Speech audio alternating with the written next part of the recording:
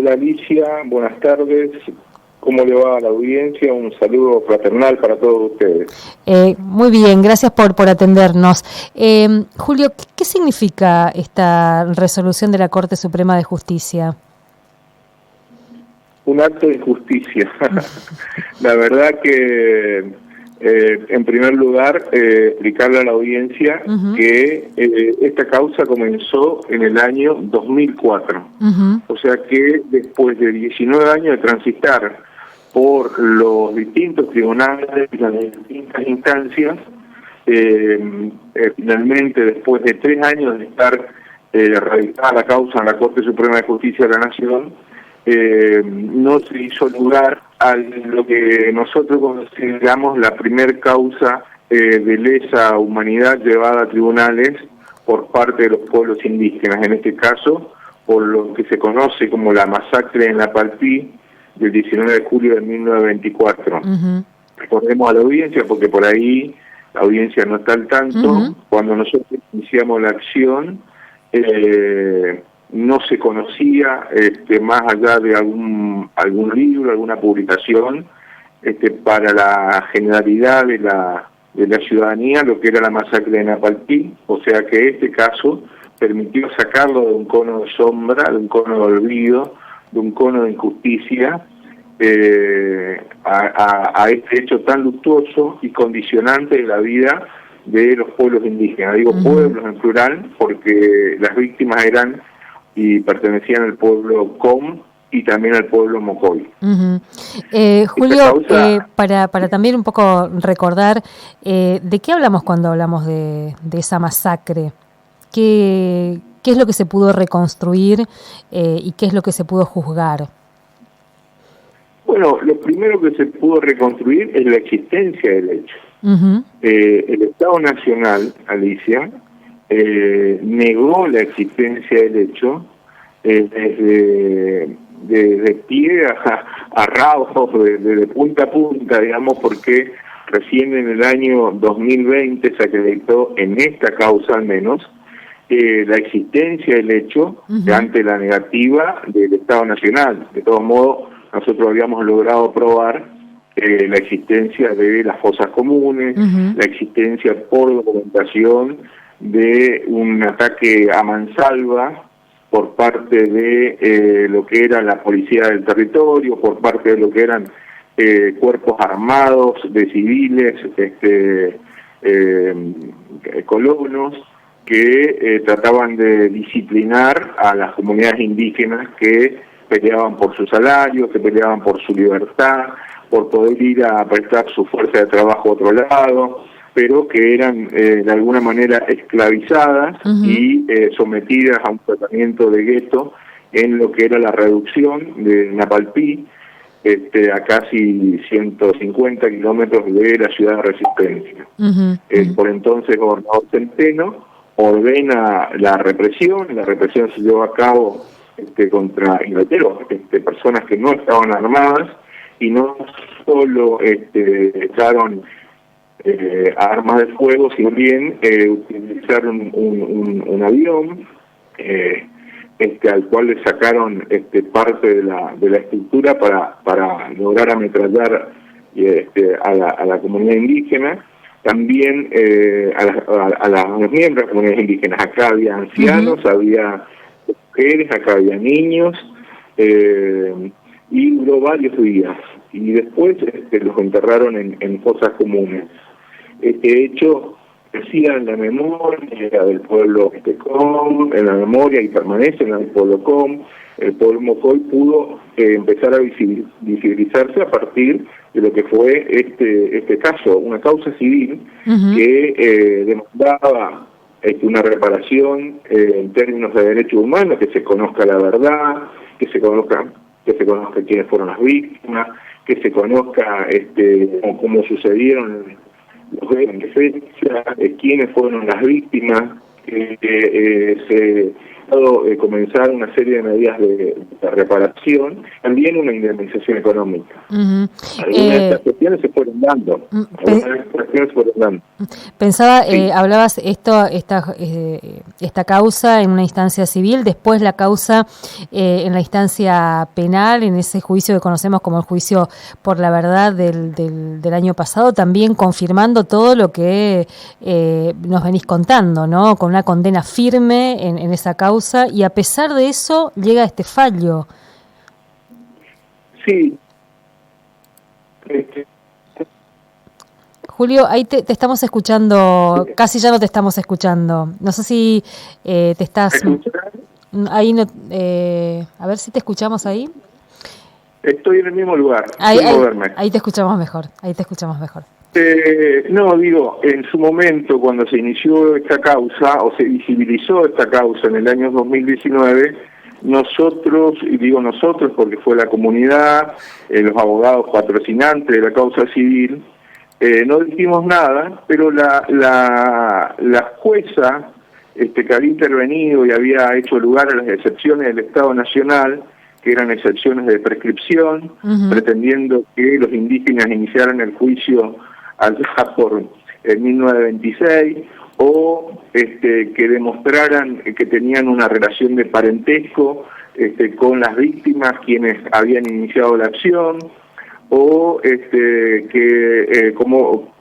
la negación del hecho en sí. Es la misma jueza federal, la doctora Miriam Perger. O sea, esa dualidad nosotros la vivimos durante todo el tratamiento del expediente, y lo vimos finalmente en la sentencia final de la Corte. Digo, existió por parte del Estado Nacional y el Poder Judicial de la Nación, la Justicia Federal y la Corte, un trato dual, poco claro, y la verdad que un fallo pobre, paupérrimo. Si uno lee el fallo y lo lee en términos de acceso a justicia, tutela judicial efectiva, va a ver que se violentaron todos los derechos constitucionales y convencionales que se deberían haberse respetado.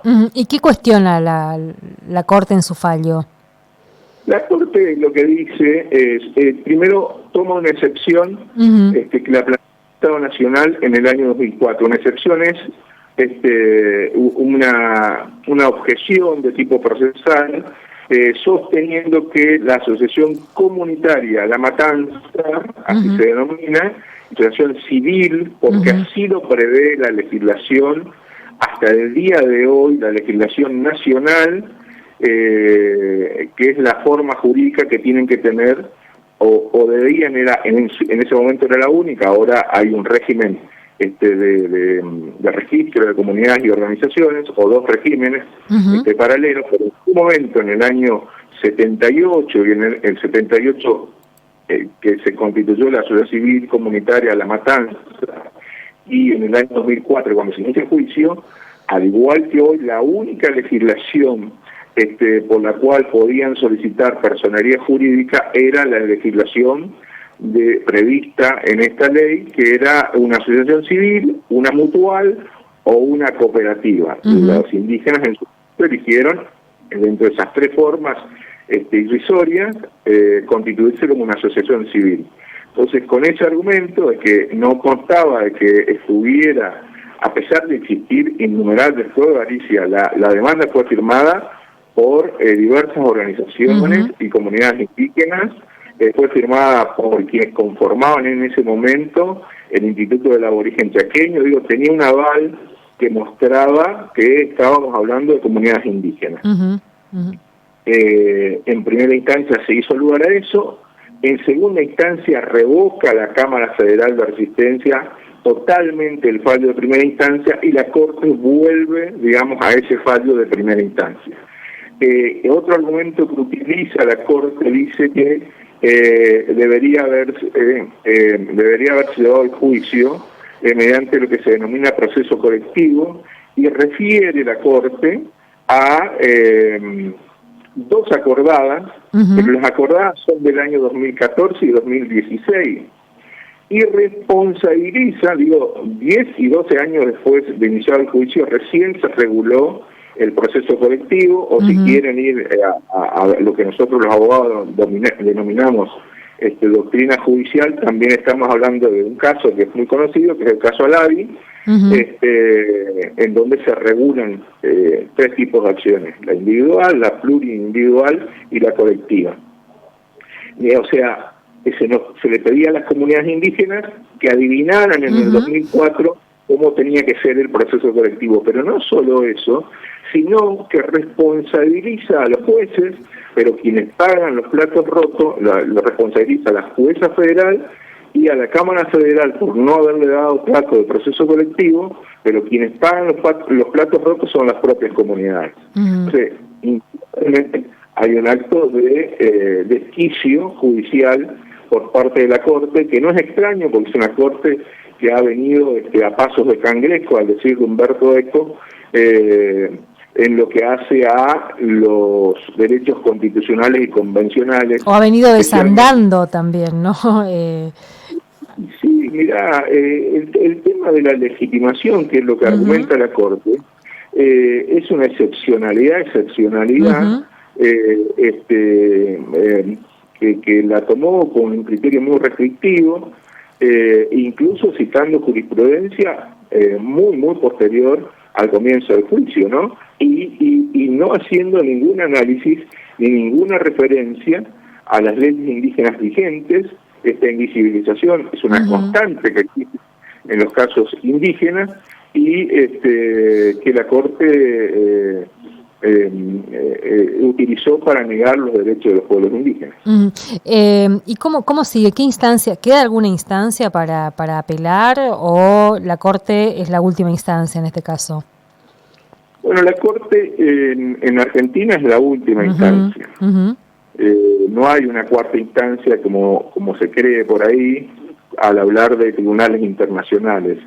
Sí, lo que existe la posibilidad por parte de las organizaciones y comunidades indígenas de denunciar la violación de las convenciones, declaraciones de derechos humanos de pueblos indígenas ante organismos regionales, como podría ser la Comisión y la Corte Interamericana de Derechos Humanos, lo que se conoce como el Sistema Regional de Derechos Humanos americano, o si no, una instancia universal, que es el Sistema Universal de Derechos Humanos ante el Comité de Derechos Humanos de Naciones Unidas. Estamos evaluando.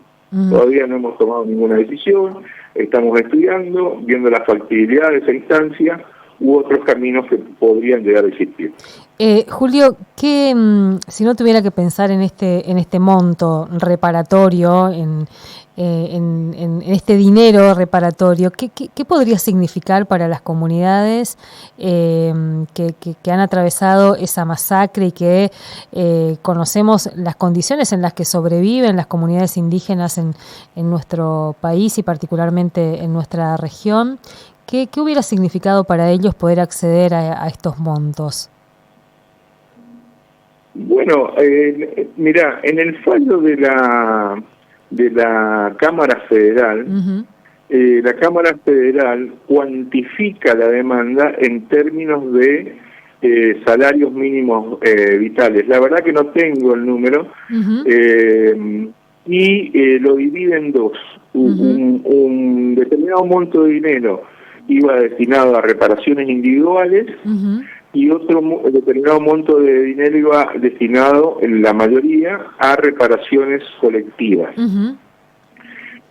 En cualquiera de las dos instancias se constituía una mesa de trabajo con distintos organismos, tanto nacionales como internacionales, que lo habíamos pedido nosotros especialmente, como la Fundación de Rigoberta Menchú, el Fondo Indígena, y a nivel nacional, bueno, los organismos públicos de política indígena, con la idea de darle transparencia y también que exista de alguna manera una respuesta organizada a partir de la intervención y también participación de las comunidades indígenas en esa mesa de de trabajo y de definición de prioridades, ¿no? Y las prioridades tienen que ver con educación, las prioridades tienen que ver con salud, las prioridades tienen que ver con trabajo, con obra pública, y también la posibilidad de generar becas de estudios para los miembros de comunidades indígenas en distintas universidades. Porque esa era la idea de lo que se estaba conversando, pero que no logró llegar a concretarse a partir del fallo de la Corte Suprema. Uno piensa, ¿no?, qué precedente está abiertamente evitando la Corte con esta resolución, ¿no? Uno pensaba en lo importante que han sido estos procesos para no solamente recuperar nuestra historia reciente y no tan reciente, para pensar en términos de que los pueblos indígenas son sobrevivientes de un genocidio que cuesta un montón poder reconocerlo y claramente acá lo vemos también, ¿no? ¿Qué precedente crees que está frenando ahí, que está evitando la Corte con este fallo? Bueno, a ver, 2 o 3 cosas, no solo la Corte, Alicia, en general los poderes, tanto nacional, provincial como municipal, y ustedes lo saben, especialmente en Misiones, están en deuda con los pueblos indígenas. La legislación no ha sido actualizada, no permite la materialización de un bloque de derechos sustanciales que posee la Constitución, que poseen las convenciones referidas a pueblos indígenas, y esto que podría ser una opinión de alguien que tiene mucho afecto, el corazón puesto en la causa indígena, lo ha dicho la Corte Interamericana recientemente en el caso de la Cajonat, instando al Estado argentino, incluso poniéndole un plazo de 6 años a partir de febrero del 2020, para que instrumente el reconocimiento de derechos territoriales a los pueblos indígenas y adecúe su legislación a esta nueva normativa fundamental que es nuestra Constitución y que surge en el año 169 de la OIT, la Declaración Americana sobre Derechos de los Pueblos Indígenas, de Naciones Unidas también, digo, y por supuesto el poder más conservador, que es el poder judicial, está marcando un freno, como marca un freno en muchas cuestiones referidas a los sectores populares, a los sectores excluidos, a los sectores olvidados de nuestra parte, porque si uno revisa también en materia de defensa de nuestro bosque, sucede lo mismo, aún así en la cuestión de los derechos de los trabajadores y trabajadoras, hay una serie de retrocesos por parte de esta Corte que deja mucho que desear. Julio, bueno, como siempre, mil gracias y seguramente vamos a estar ahí atentos y atentas a lo que resuelvan en relación a cómo sigue también este reclamo. Así que mil gracias. No, a ustedes, muy amable, Alicia, gracias a vos, al equipo técnico, a la producción y a la audiencia. Muy amables como siempre. Muchas gracias, Julio. Hasta luego. Hablábamos con el doctor Julio García, que es